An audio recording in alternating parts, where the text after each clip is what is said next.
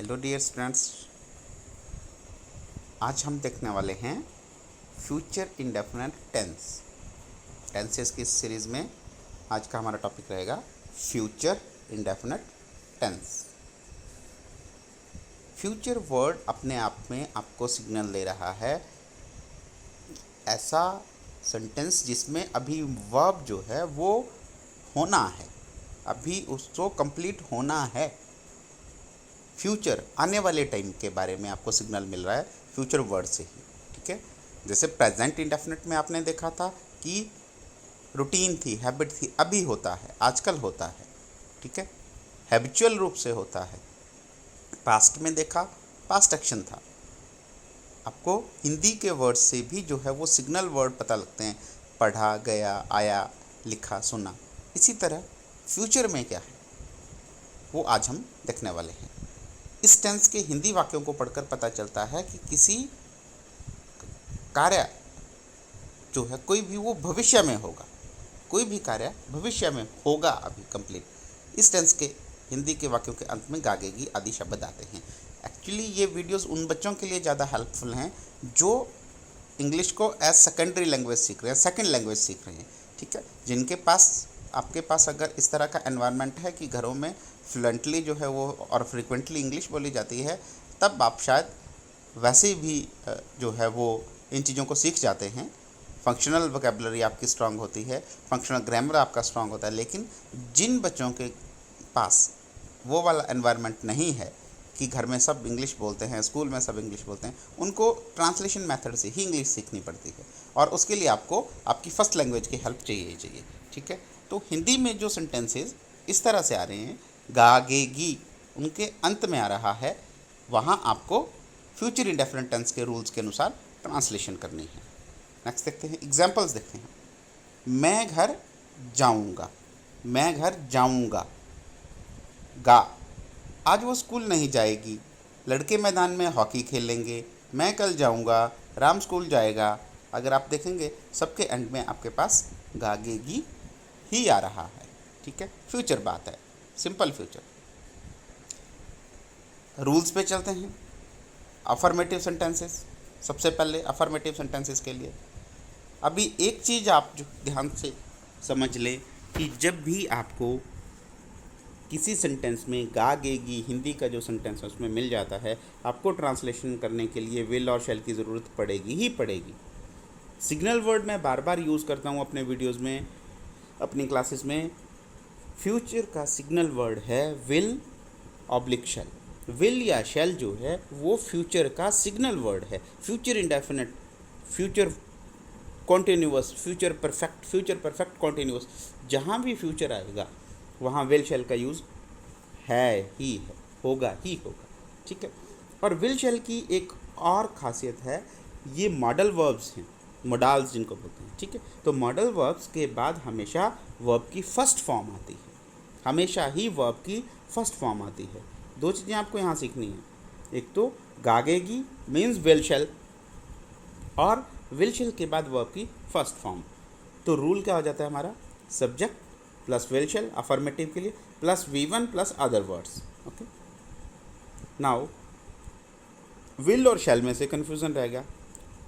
Traditional grammar में first person pronoun के साथ जो है वो शैल का यूज़ करेंगे। फर्स्ट पर्सन प्रोनाउन का मतलब क्या होगा, आपका आई और वी, ये सब्जेक्टिव केस के प्रोनाउन है फर्स्ट पर्सन के। तो सब्जेक्टिव, जब इनको सब्जेक्ट के रूप में यूज़ करते हैं तो सब्जेक्टिव केस बोलते हैं। आई और वी फर्स्ट पर्सन के प्रोनाउन हैं, इनके साथ शैल यूज़ करते हैं हम, और बाकी सबके साथ विल यूज़ करते हैं, ठीक है। अब कुछ एग्जाम्पल्स देखते हैं। मैं घर जाऊंगा, सब्जेक्ट हो गया मैं, आई। विल शैल में से फर्स्ट पर्सन था इसलिए शैल आ गया। V1 go, other words home, I shall go home, I shall go home. मेरी माताजी खाना खाएंगी, मेरी माताजी खाना खाएंगी। My mother will eat the food, my mother will eat the food. Traditionally इस तरह से लिखते हैं, अदरवाइज आप लिख सकते हैं my mother will take the meal, take the meal, my mother will take the meal, ठीक है। हमारे घर आज मेहमान आएंगे, थोड़ा सा ट्रिकी है, स्टार्टिंग के लेवल पर, sorry,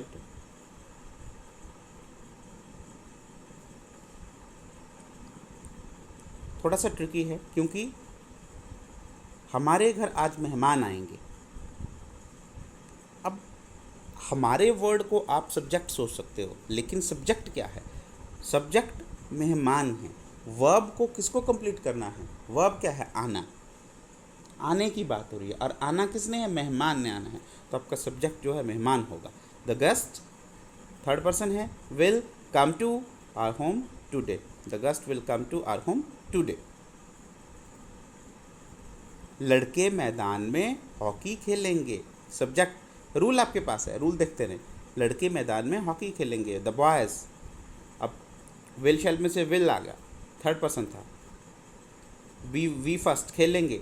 play hockey in the field, in the ground, whatever you can write. लड़कियां कक्षा में गाना गाएंगी। The girls will sing song in the class. लड़कियां फिर से थर्ड पर्सन था, विल लग गया, सिंग सॉन्ग फर्स्ट फॉर्म आएगी, quite easy. The girls will sing song in the class.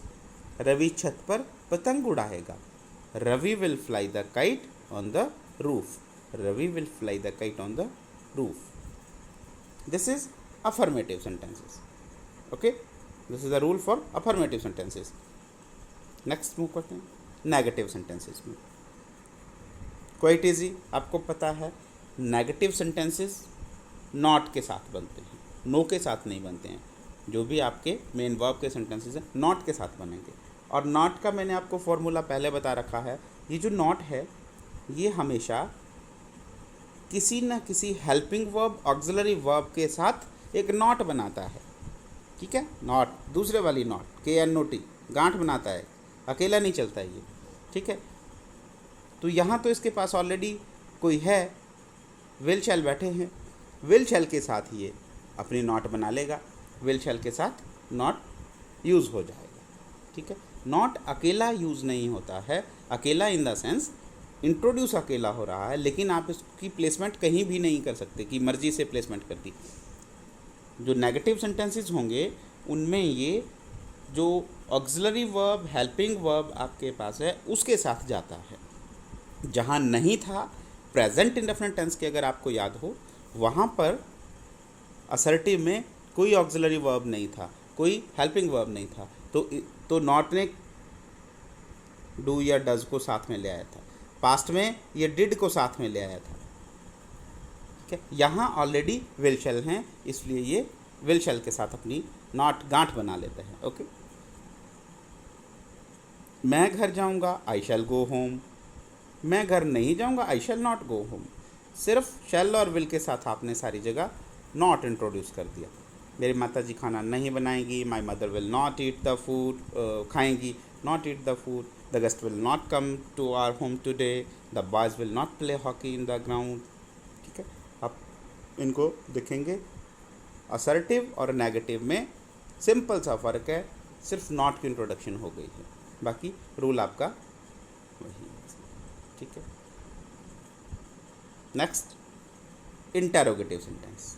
Interrogative sentences में मैं सिंपल इंटरोगेटिव ले रहा हूँ। ठीक है, इंटरोगेटिव सेंटेंसेस में सिंपल इंटरोगेटिव, जहाँ पर वर्ब के बारे में क्वेश्चन है कि क्या वर्ब होगा या नहीं होगा।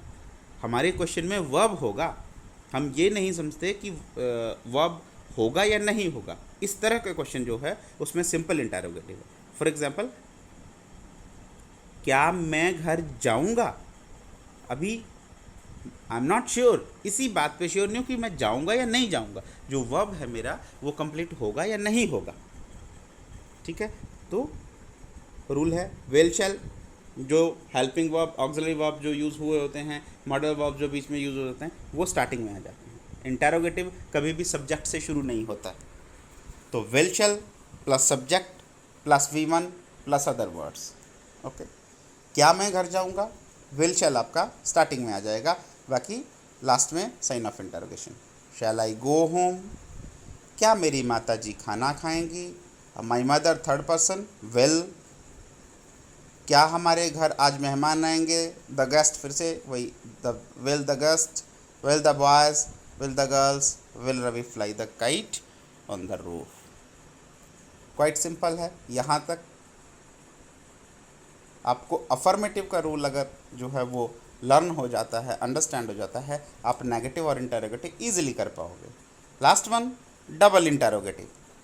डबल इंटरोगेटिव या क्वेश्चन वर्ड्स इंटरोगेटिव, ठीक है, जहाँ पर आपका जो प्रश्न होगा, जो क्वेश्चन होगा, वो वर्ब के बारे में नहीं होगा कि वर्ब होगा या नहीं होगा। ये आप श्योर हैं कि वर्ब होगा, लेकिन उसके बारे में कुछ और जानना चाहते हैं।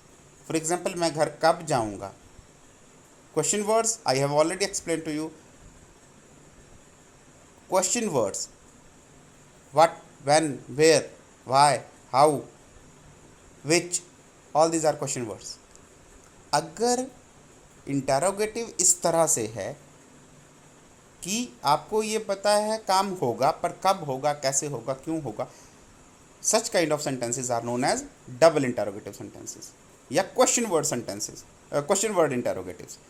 अब क्वेश्चन वर्ड्स की सबसे जो पर्टिकुलर, एक विशेष उनकी पिकुलियर जो क्वालिटी है, दैट इज सबसे पहले आते हैं सेंटेंस में, सबसे पहले बैठ जाते हैं आके, ठीक है। अभी मैं घर कब जाऊंगा, अब इसमें क्वेश्चन वर्ड क्या है, कब। कब को बोलते हैं व्हेन। व्हेन सबसे पहले आ जाएगा, व्हेन, उसके बाद सिंपल इंटरोगेटिव लिख देंगे आप, विल, शैल। ये सिंपल इंटरोगेटिव का रूल था, देखिए, will, shell plus subject plus V1 plus OW, इसमें से कोई चेंज नहीं है, सिर्फ क्वेश्चन वर्ड सबसे पहले आएगा। तो when shall I go home. Common mistake क्या करते हैं हम कि when I shall go home, question word के इमीडिएटली बाद जो है सब्जेक्ट का यूज़ नहीं करते हैं। क्वेश्चन वर्ड के इमीडिएटली बाद सब्जेक्ट का यूज़ नहीं करते हैं।